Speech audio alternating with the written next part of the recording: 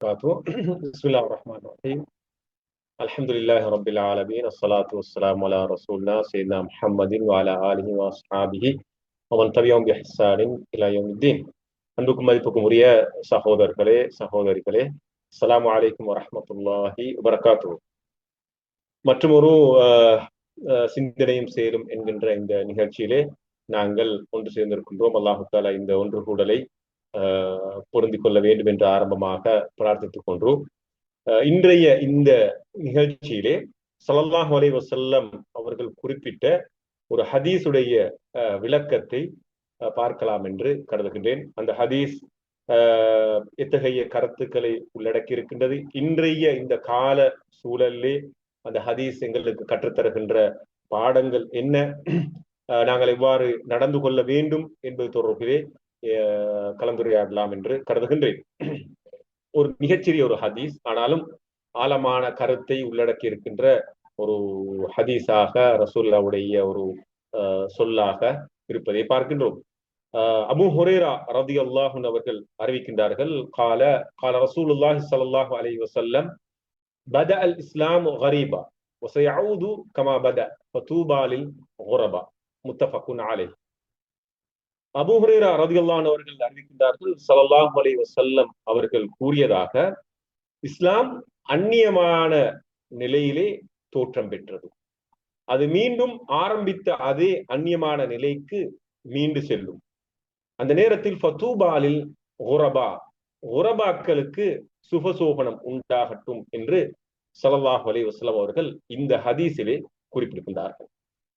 இந்த ஹதீஸ் ஒரு மிக முக்கியமான ஒரு ஹதீஸ், இன்றைய காலத்தை குறிக்கின்றதாக இந்த ஹதீஸ் அமைந்திருக்கிறது என்று கூட சொல்லலாம்.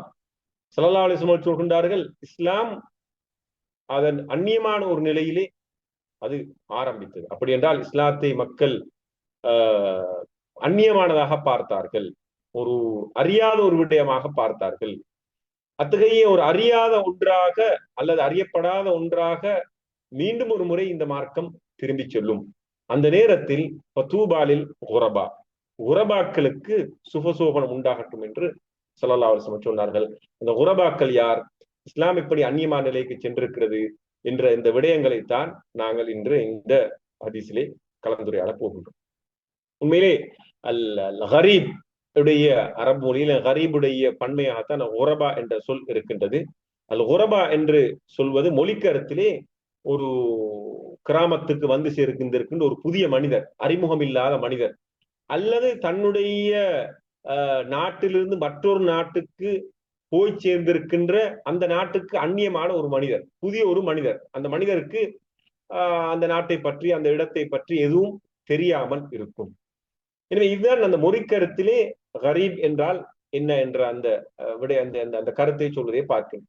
அந்த வகையிலே இந்த ஹதீஸிலே ஸல்லல்லாஹு அலைஹி வஸல்லம் அவர்கள் என்ன விடயத்தை நாட வருகின்றார்கள், இஸ்லாம் அந்நியமான நிலையிலே தோற்றம் பெற்றது, மீண்டும் அது அந்நியமான நிலைக்கு செல்லும். அந்த நேரத்திலே தூபா, சுபசோபனம் உண்டாகட்டும், குரபாக்களுக்கு சுபசோபனம் உண்டாகட்டும் என்று ஸல்லல்லாஹு அலைஹி வஸல்லம் அவர்கள் குறிப்பிடுகின்றார். உண்மையிலே இந்த ஹதீஸ்லே சொல்லப்படுகின்ற இந்த குரபாக்கள் யார் என்றால், இஸ்லாத்துடைய ஆரம்ப காலத்திலே ரசூல் ஸல்லல்லாஹு அலைஹி வஸல்லம் அவர்கள் இஸ்லாத்தை முன்வைத்த போது இஸ்லாத்தை ஆரம்பமாக ஏற்றுக்கொண்ட அந்த மனிதர்கள் மக்கா சூழலிலே ஏனைய குறைஷி காவிர்களால் துன்புறுத்தப்பட்டார்கள். அந்த முஸ்லிம்களைத்தான் இந்த குரபாக்கள் குறிக்கும் என்று ஒரு விளக்கம் சொல்லப்படுகின்றது. மற்றொரு விளக்கம் சொல்லப்படுகின்றது, ஸல்லல்லாஹு அலைஹி வஸல்லம் அவர்களோடு சேர்ந்து மக்காவில் இருந்து மதீனாவுக்கு ஹிஜ்ரத் சென்றவர்கள் தான் குரபாக்கள், அந்நியமானவர்கள் என்று ஒரு கருத்து சொல்லப்படுகின்றது. இன்னும் ஒரு கருத்து சொல்லப்படுகின்றது, இந்த குரபாக்கள் யார் என்றால், இந்த அந்நியமானவர்கள் என்று சொல்லப்படுகின்றவர்கள் யார் என்றால், ஹுமுல்லதீன யுஸ்லிஹூன மா அஃஸதன் நாஸ் மின் பஅதி மின் சுன்னதி. ஸல்லல்லாஹு அலைஹி வஸல்லம் அவர்களுக்கு பிறகு ஸல்லல்லாஹு அலைஹி வஸல்லம் அவர்களுடைய சுன்னாக்களை, நடைமுறைகளை மக்கள் விட்டு அதனை விட்டு மக்கள் தூரமாக விடுகின்ற போது, அல்லது அந்த நடைமுறைகளை அவர்கள் சீர்கெடுத்துகின்ற போது சீர்படுத்துகின்ற மனிதர்கள்.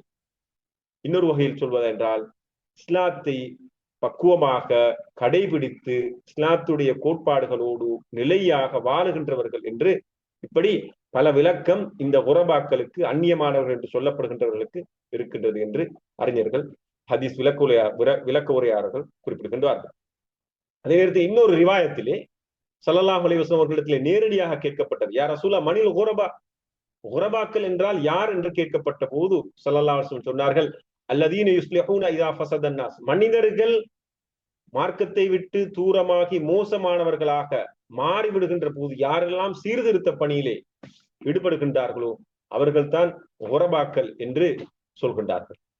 அதே நேரத்தில் மற்றொரு கருத்து சொல்லப்படுகின்றது, யுஸ்லிஹூன மா அஃப்ஸதன் நாஸ் மின் சுன்னத்தி, என்னுடைய சுன்னாக்களை மக்கள் விட்டு விடுகின்ற போது அல்ல, இந்த சுன்னாக்களை அவர்கள் பாழாக்கி விடுகின்ற போது அதனை மீண்டும் உயிர்ப்பிக்கின்றவர்கள், அதற்கு மீண்டும் உயிர் கொடுக்கின்றவர்கள், அதனை உயிர்ப்பிக்கின்றவர்கள் என்று சொல்கின்றார்கள்.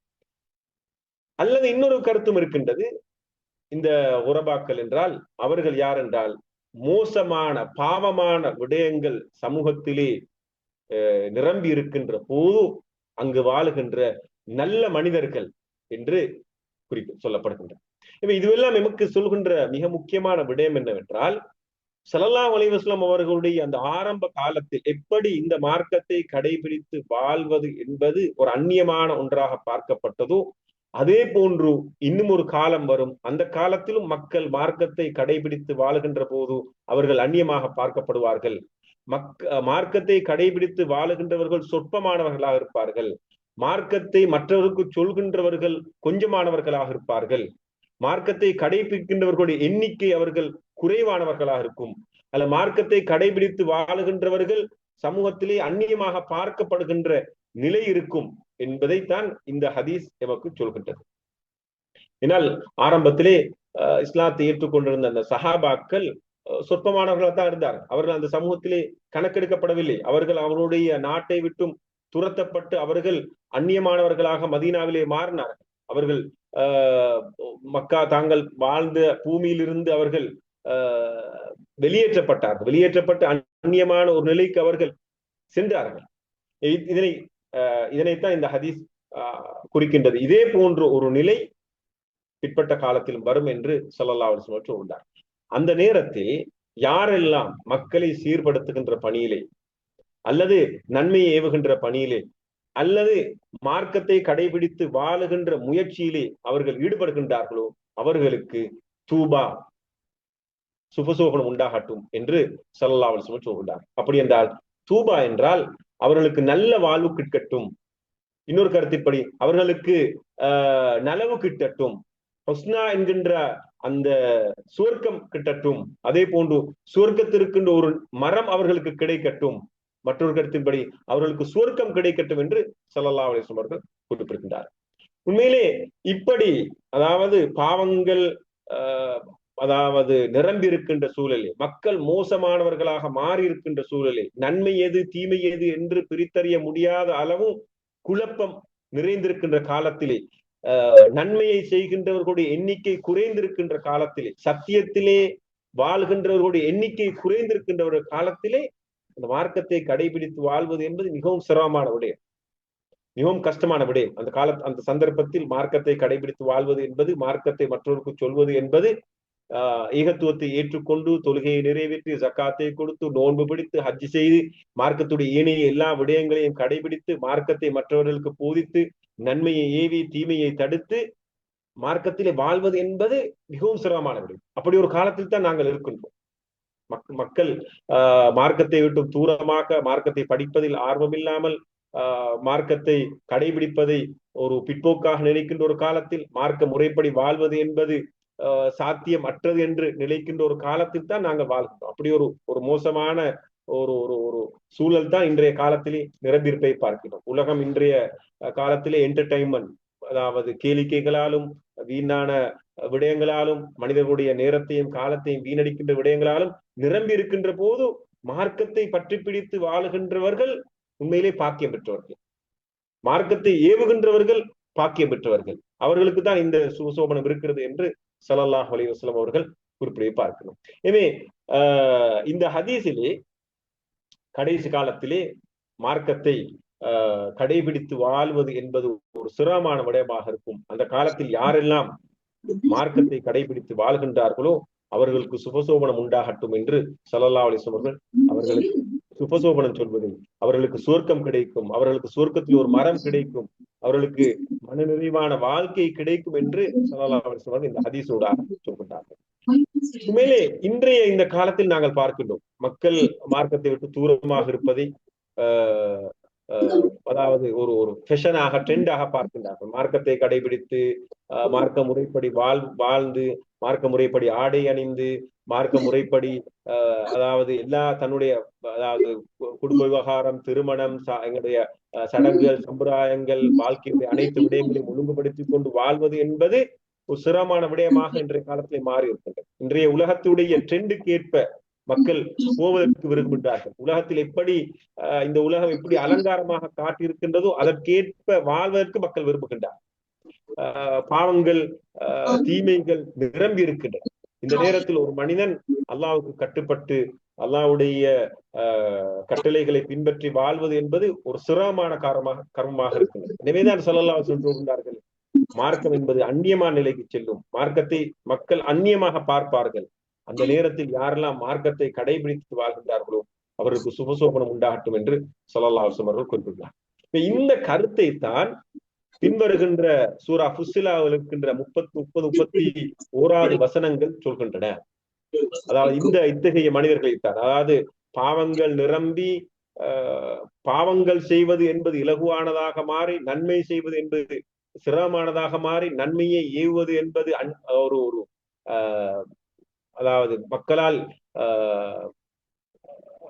அதாவது ஒரு பிற்போக்காக கருதப்படுகின்ற ஒன்றா மாறி தீமைகளை ஏவிக்கொள்வது என்பது ஒரு சாதாரண விடயமாக மாறி இருக்கின்ற நேரத்தில் யாரெல்லாம் மார்க்கத்தை கடைபிடித்து வாழ்கின்றார்களோ, மார்க்கத்தில் இஸ்திகாமத்தாக அவர்கள் இருக்கின்றார்களோ அவர்களை பற்றித்தான் பின்வரும் குர்ஆன் வசனம் குறிப்பிடுகிறது.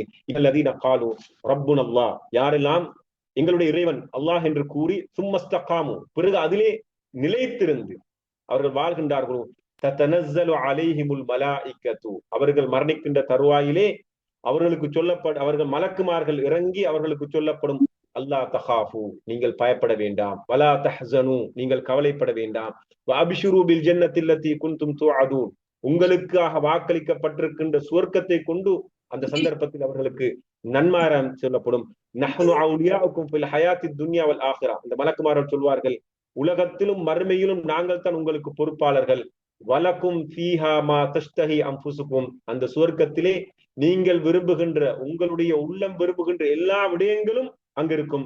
வலக்கும் ஃபீஹா மா தத்அஊன், நீங்கள் கேட்கின்ற எல்லா விடயங்களும் உங்களுக்கு கிடைக்கும் என்று ஸல்லல்லாஹு அலைஹி அல் குர்ஆன் இந்த வசனத்தினூடாக சொல்வதை பார்க்கிறோம். அதாவது மார்க்கத்தை கடைபிடிக்க முடியாது என்ற ஒரு காலத்தில் மார்க்கத்தை கடைபிடிக்க வேண்டும் என்ற விடயத்திலே திடமாக இருக்கின்றவர்கள், உறுதியாக இருக்கின்றவர்கள், அந்த மார்க்கத்தை மற்றவர்களுக்கு ஏவுகின்றவர்கள், சமூகத்திலே மார்க்கத்துடைய ஸல்லல்லாஹு அலைஹி வஸல்லம் சுன்னாக்கள் இல்லாமல் செல்கின்ற சந்தர்ப்பத்திலே அந்த சுன்னாக்களை உயிர்ப்பிப்பதற்காக உழைக்கின்றவர்களுக்கு அல்லாஹ் தஆலா கொடுக்கின்ற ஒரு மிகப்பெரிய ஒரு சுபசோபனமாக இருக்கின்றது. அவர்கள் மரணிக்கின்ற தருவாயில் இப்படி ஒரு நற்செய்தி கிடைக்கும் என்று அல் குர்ஆன் குறிப்பிடுவதை பார்க்கிறோம். இன்றைய காலத்தில் கூட நாங்கள் பார்க்கிறோம், இந்த மார்க்கத்தை படித்து விளங்கி அதனை பின்பற்றி வாழ்வது என்பது ஒரு பெரிய ஒரு சவாலாக மாறி பார்க்கிறோம். எல்லோரும் நாங்க கடந்த வகுப்புல பார்த்த மாதிரி நல்லவராக இருப்பதற்கு எல்லோரும் விரும்புகின்றார்கள்.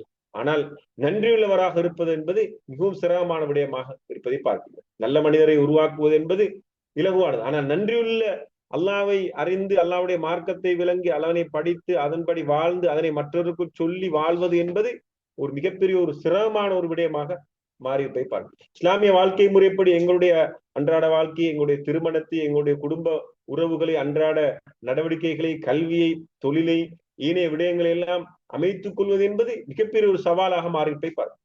எங்களுடைய அன்றாட வாழ்க்கை தேவைகளுக்காக வாழ்வதே பெரும் சுமையாக மாறியிருக்கிறது. அதாவது நம்முடைய இந்த சாதாரண உடலுடைய தேவைகளுக்காக, பொருளாதார தேவைகளுக்காக, பௌதீக தேவைகளுக்காக வாழ்வது என்பது மனிதனுக்கு பெரியொரு சுமையாக மாறி இருக்கிறது. அவன் மார்க்கத்தின்படி வாழ்வது என்பது ஒரு புறம் இருக்கு. எனவே இந்த ஹதீஸ் எமக்கு சொல்கின்ற விடயம் என்னவென்றால், நாங்கள் இன்று வாழ்கின்ற இந்த சூழலிலே ஒரு மிகப்பெரிய ஒரு சவாலை எதிர்கொள்கின்றோம்.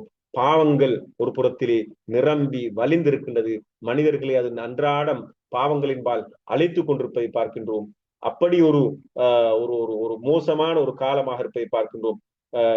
பாவங்கள், அதாவது எம்முடைய நமக்கு மிக நெருக்கமா இருப்பதை பார்க்கின்றோம். பாவங்கள், முந்தி பாவங்கள் செய்வதென்றால் ஒருவர் தூரத்துக்கு செல்ல வேண்டும், ஒருவர் அறியாத இடத்துக்கு செல்ல வேண்டும். அப்படியெல்லாம் இருக்கின்ற அந்த காலம் எல்லாம் மாறி இன்றைய இந்த தொழில்நுட்ப நவீன உலகத்திலே அது ஒரு மனிதர்களுடைய கை கெட்டிய தூரத்தில் மிக இலகுவாக இருப்பதை பார்க்கிறோம். அப்படி நிரம்பி இருக்கின்ற காலத்தில் ஒருவர் தன்னை பாதுகாத்துக் கொண்டு வாழ்வது என்பது ஒரு மிக முக்கியமான ஒரு ஒரு ஒரு ஒரு ஒரு சவால் மிக்க ஒரு விடயமாக இருப்பதை பார்க்கிறோம். மறுபுறத்தில் அறிவீனம் என்பது நிரம்பி இருப்பதை பார்க்கிறோம். மார்க்கத்தை படிக்காமல், மார்க்கத்தை விளங்காமல், மார்க்கத்துடைய சட்டத்திட்டங்களை விளங்காமல், குர்ஆனை விளங்காமல், ரசூலுல்லாஹ்வுடைய ஹதீஸ்களை விளங்காமல், ரசூல் ஸல்லல்லாஹு அலைஹி வஸல்லம் வாழ்க்கை முறையை விளங்காமல், ஸல்லல்லாஹு அலைஹி வஸல்லம் அவர்களுடைய தோழர்களுடைய வாழ்க்கை முறையை அறியாமல் இருக்கின்ற மிகப்பெரிய ஒரு அறியாமை ஒன்று சமூகத்திலே இருப்பதை பார்க்கின்றோம். அதே நேரத்தில் மார்க்கத்தை விளங்கியவர்களுக்கு மத்தியிலும் மார்க்கத்தை பற்றிய அதாவது முழுமையான பார்வை இல்லாமல் இருப்பதை பார்ப்போம். அது மிகப்பெரிய ஒரு ஒரு சவாலாக இருக்கிறது. மார்க்கத்தை பற்றிய சரியான பார்வை இல்லாமல் இருப்பது. மார்க்கம் என்பது வாழ்க்கையுடைய எல்லா அம்சங்களையும் உள்ளடக்கி இருப்பதை பார்க்கும்.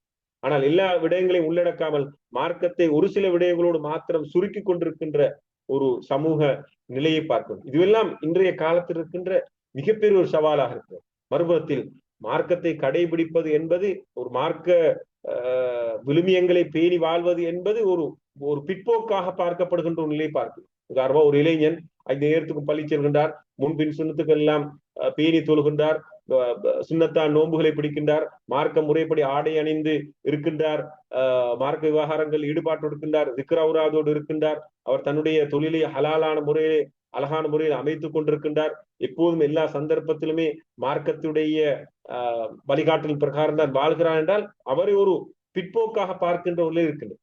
அப்படி அல்ல. இன்றைய காலத்துக்கேற்ப, இன்றைய சமூகத்துக்கேற்ப சமூகம் எப்படி இருக்கிறது, நாடு எப்படி இருக்கிறது, உலகம் எப்படி இருக்கிறது என்று அந்த உலகத்துடைய ட்ரெண்டுக்கேற்ப வாழ வேண்டும் என்கின்ற அந்த போக்குத்தான் இருப்பதை பார்க்கும். ஒரு புறத்தில் பார்க்க முடியும், பணத்தை அதாவது இஸ்ராஃபா வீண்விரயமாக செலவழிப்பதை ஒரு பெருமையாக பார்க்கின்றவர்கள் இருப்பதை பார்க்கும். மார்க்கம் சொல்கின்றது, குர்ஆன் சொல்கின்றது, நீங்கள் ஒரு ஒரு வீண்விரயம் செய்ய வேண்டாம் என்று. ஆனால் வீண்விரயம் செய்வது என்பது, வீண்விரயம் செய்து அதாவது செய்வது என்பது ஒரு ஒரு ட்ரெண்டாக அல்லது அது ஒரு சமூகத்துடைய வலிமையாக இருக்குது என்ற காரணத்தினால் அப்படி செய்வதை பார்க்கின்றோம்.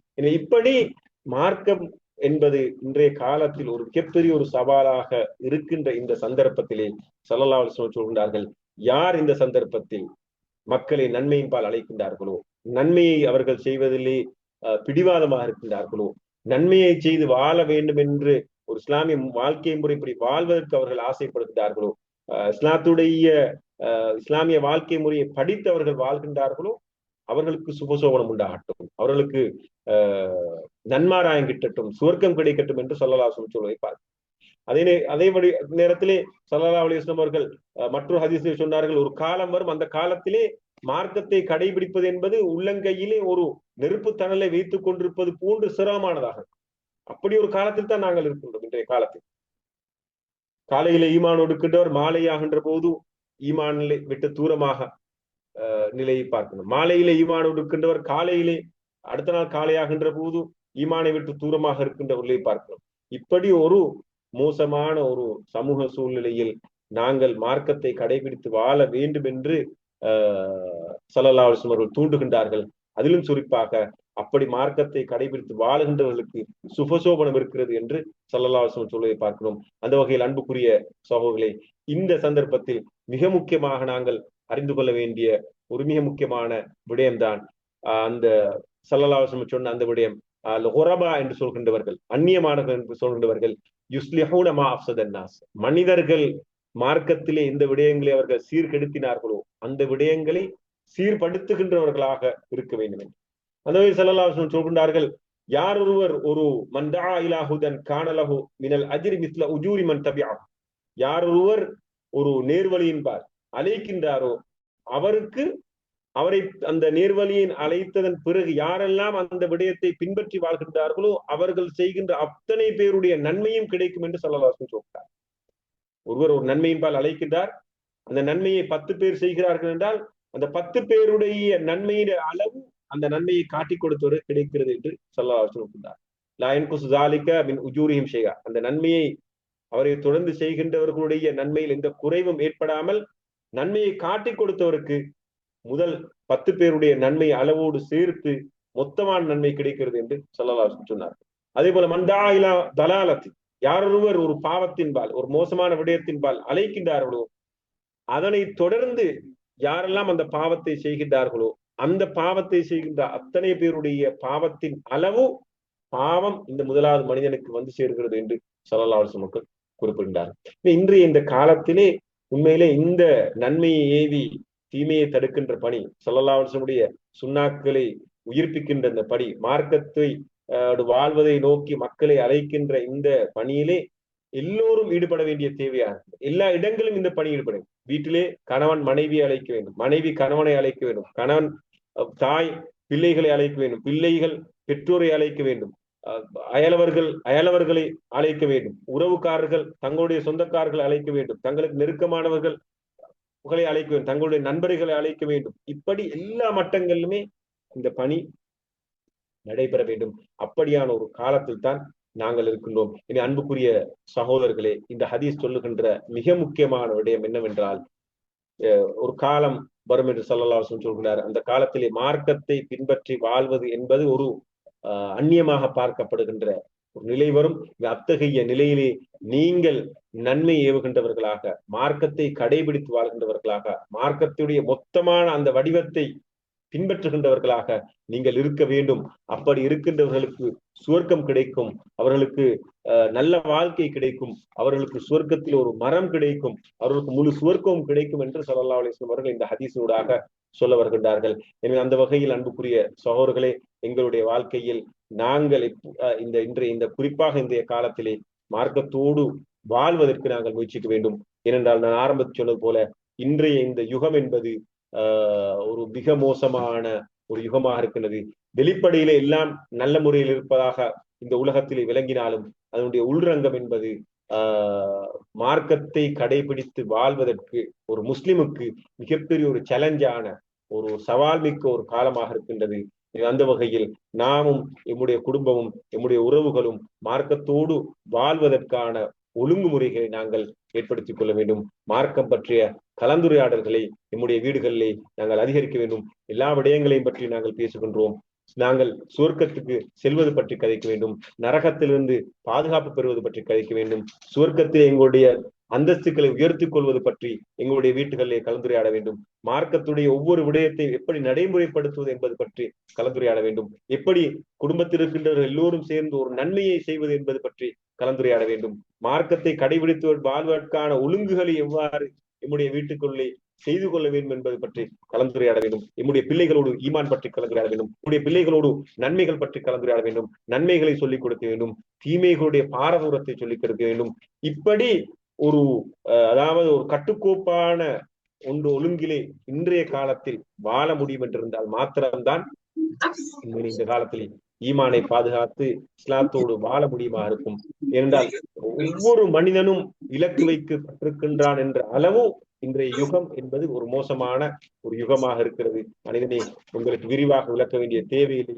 அந்த அளவு தூரம் நானும் நீங்கள் இந்த உலகத்துடைய தன்மைகளை நாங்கள் அறிந்து வைத்திருக்கின்றோம். எனவே இத்தகைய நிகழ்ச்சிகள் கூட உண்மையிலே எம்மை மார்க்க சிந்தனையோடு மார்க்கத்துடைய செயற்பாட்டோடு வாழ்வதற்கு தூண்டுகின்ற வழிகாட்டுகின்ற விடயங்களாகத்தான் இருக்கின்றன. ஸல்லல்லாஹு அலைஹி வஸல்லம் சொன்னார்கள், இஸ்லாம் அந்நியமான நிலையில் ஆரம்பிக்கப்பட்டது, மீண்டும் அந்நியமான நிலைக்கு செல்லும்.